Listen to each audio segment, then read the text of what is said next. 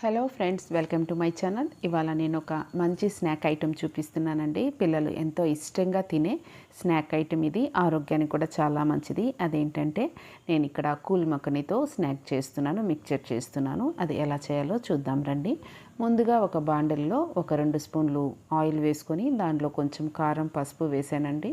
దానిలో ఈ కూల్ మక్కని వేసి ఫ్రై చేసుకుంటున్నాను. తర్వాత ఇది రెడ్ రైస్ అటుకులండి, ఇవి వాటిని తీసుకున్నాను. ఇవి కూడా ఇంకొంచెం ఆయిల్ వేసుకొని ఆయిల్లో మంచిగా ఫ్రై చేసుకుంటున్నాను. ఇవి కూడా తీసి పక్కన పెట్టుకుందాం.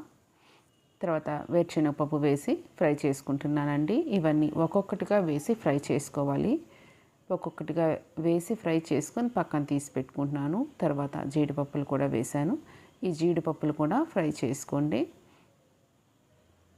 తర్వాత వీటిని ఇప్పుడు అన్నీ కలిపి మిక్స్ చేద్దామండి. ఇక్కడ నేను అటుకులు వేసుకున్నాను, వేరుశనగపప్పు, అలానే జీడిపప్పులు వేస్తున్నాను.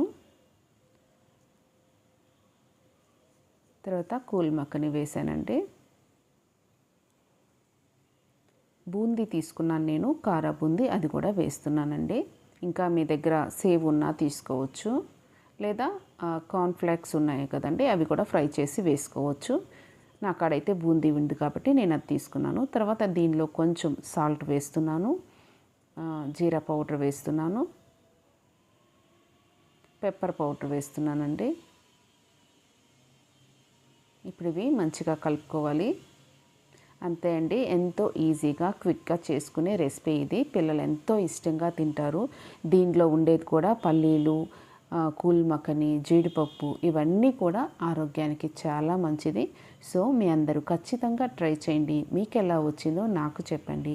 అలాగే నా రెసిపీస్ మీకు కానీ నచ్చినట్లయితే నా ఛానల్ని సబ్స్క్రైబ్ చేసుకోండి. Thank you.